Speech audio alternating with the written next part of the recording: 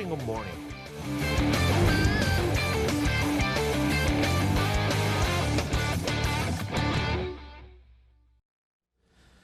금요일 아침 글로벌 랩과 함께하고 계십니다. 어제 우리 증시가 큰 폭으로 하락했습니다. 사실 3시 20분 넘어서 동시호가 때는 코스닥 지수가 10% 가까이 순간 급락하기로 했었는데요. 사이드카 발동될 수 있다 이런 이제 이 소문이 바로 그 폭락의 원인이었습니다.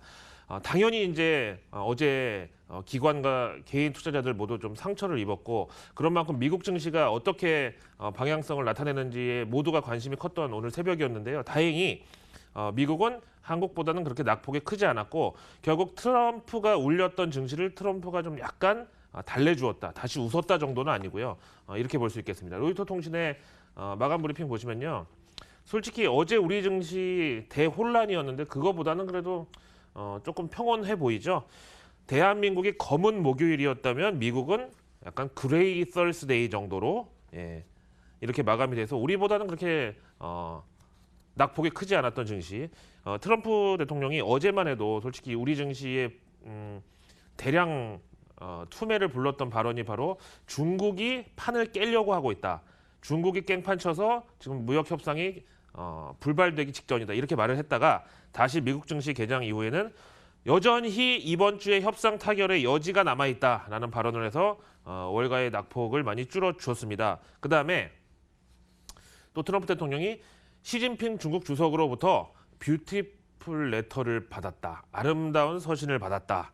호혜적 서신을 받았다. 또 이렇게 밝혔고 여기에 대해서 자신이 또 서신을 써서 답장을 보내기에는 지금 시간이 촉박하니 전화로 답장을 하는 것도 고려하고 있다. 이런 발언도 역시 월가의 투심을 일부러 회복시켜줬다고 보겠습니다.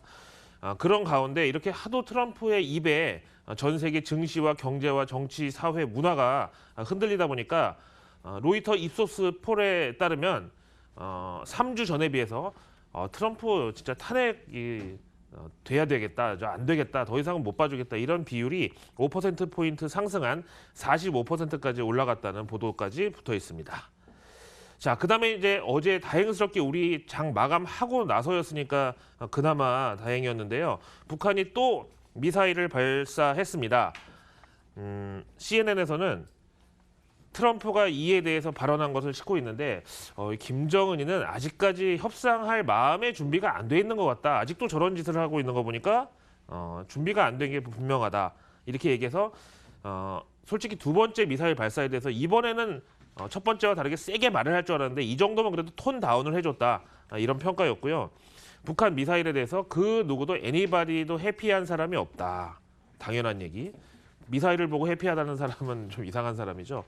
그 다음에 seriously, 심각하게 예의주시를 하겠고 대신에 미북 양국 관계는 지속된다. 깨지지 않았다. 달라질 것은 없다. 이렇게 발언을 해서 CNN에서도 지금 뭐 서울발 속보로 보냈는데 여기 유감스러운 좀 표현이 있어가지고 이거는 X하고 C 오브 코리아인 것으로 CNN에서 좀 봐줬으면 좋겠습니다. 자, 다음 내용으로 가겠습니다. 역시 부산이라네요. 북한의 미사일 발사에 대한 얘기인데요. 사실은 이제 이번 그 북한의 재차 도발 때문에 양국 간의 협상이 좀 또 깨질 우려가 있지 않나 했는데 워싱턴 포스트지에서는 참 뼈를 때리는 한마디를 했습니다. 깨질 협상도 어차피 없었는데 북한 미사일로 달라질 것은 없다. 그래서 북한의 의도가 만약에 협상이 어느 정도 타결이 된 후에 진행되는 과정에서 미사일을 쐈으면 협상을 깨려는 의도 이렇게 볼 수도 있지만 협상도 안 한 상태에서 깨질 협상도 없는데 도발을 했다는 것은 오히려 협상을 촉구하기 위함이다. 이런 역발상을 보여줬네요. 자, 이렇게 여러 가지 혼란스러운 와중에도 개가 짖어도 기차는 간다고 금융시장은 계속 돌아갔습니다. 마침 미국의 30년물 국채 입찰이 있었는데요. 이렇게 혼란스러운 상황이니까 당연히 안전자산의 대표격인 미 국채에는 수요가 몰렸습니다. 참 이런 거 보면은